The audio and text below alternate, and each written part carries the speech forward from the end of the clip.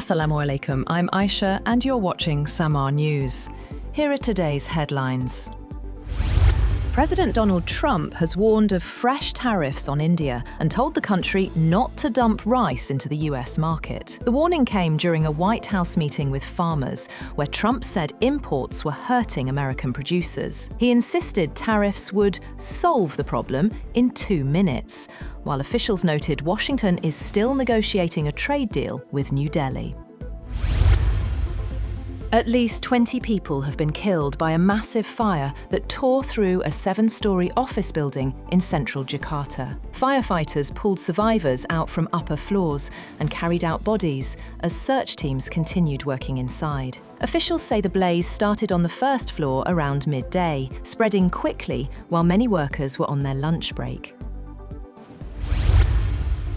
The Kremlin has pushed back at European claims that President Vladimir Putin wants to restore the Soviet Union or attack a NATO member. Dmitry Peskov called the allegations complete stupidity, saying Putin has long said restoring the USSR is impossible. His comments followed German Chancellor Friedrich Merz warning that Moscow aims to target NATO, as Western leaders met Ukraine's president in London to discuss more military support.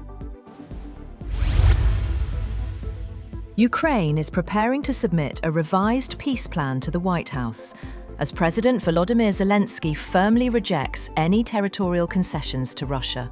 Kyiv aims to offer alternatives to the United States, after Zelensky reiterated that surrendering land is off the table.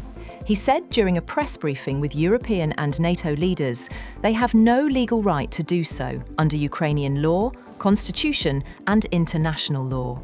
The Ukrainian president highlighted that any change in borders would require public approval via a referendum. The Vatican says Pope Leo has urged the continuation of dialogue aimed at securing a just and lasting peace in Ukraine.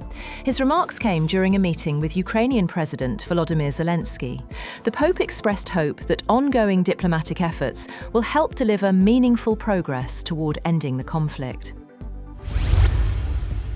Fighting between Thailand and Cambodia has now entered a second day, with both sides trading artillery fire and blaming each other for hitting civilian areas. Bangkok says its forces are carrying out planned operations and rejects any talks, putting July's US-brokered ceasefire at serious risk. Fresh clashes have erupted along multiple points of the border as evacuations continue. According to reports, more than 50,000 people have been displaced in Cambodian border towns alone in the past 2 days.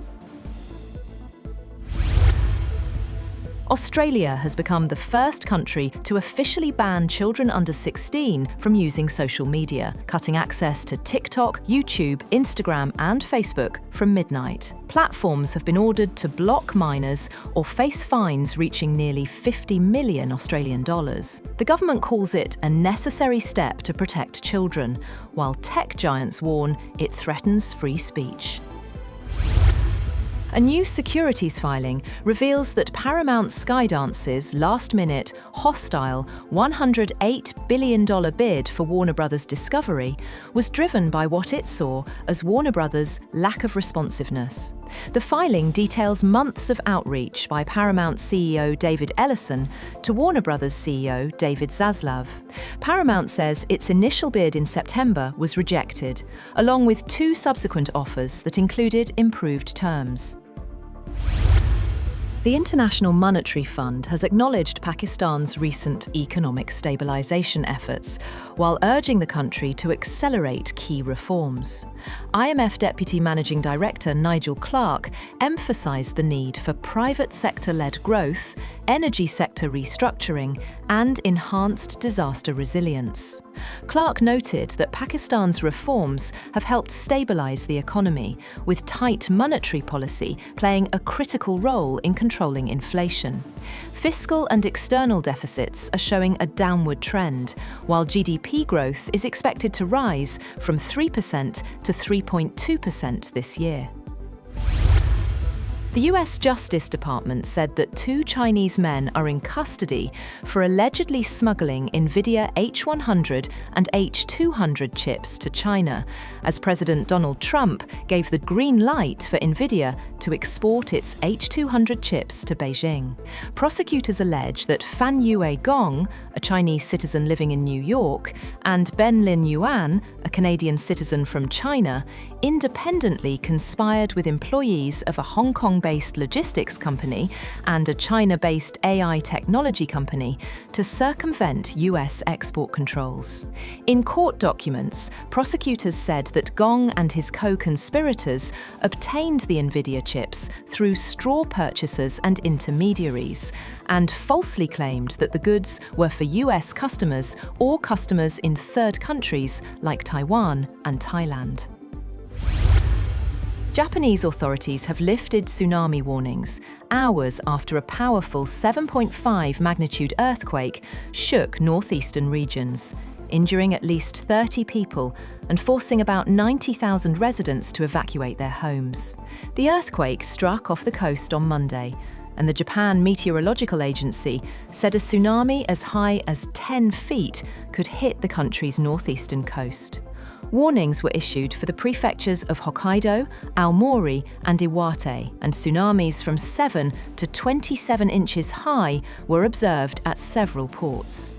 By the early hours of Tuesday, the agency downgraded the warnings to advisories and later lifted all advisories. Global leaders have pledged $1.9 billion to advance polio eradication, accelerating efforts to protect 370 million children from polio each year amid significant funding cuts. The budget of the Global Polio Eradication Initiative, a partnership that includes the World Health Organization and the Gates Foundation, is expected to take a 30% cut in 2026 and has a funding gap of $1.7 billion up to 2029. The initiative's partners, in response, plan to focus more on surveillance and vaccination in areas with a high risk of polio transmission. And dozens of trees in Chengdu are turning into winter art this week, wrapped in bright hand-knitted sweaters made by volunteers. The trend first took off in Beijing and is now spreading fast online, with local parks departments allowing the yarn art as long as it is temporary and gentle on the trees. That's all for now. For more updates, visit www.samaa.tv. Thank you for watching Samaa News.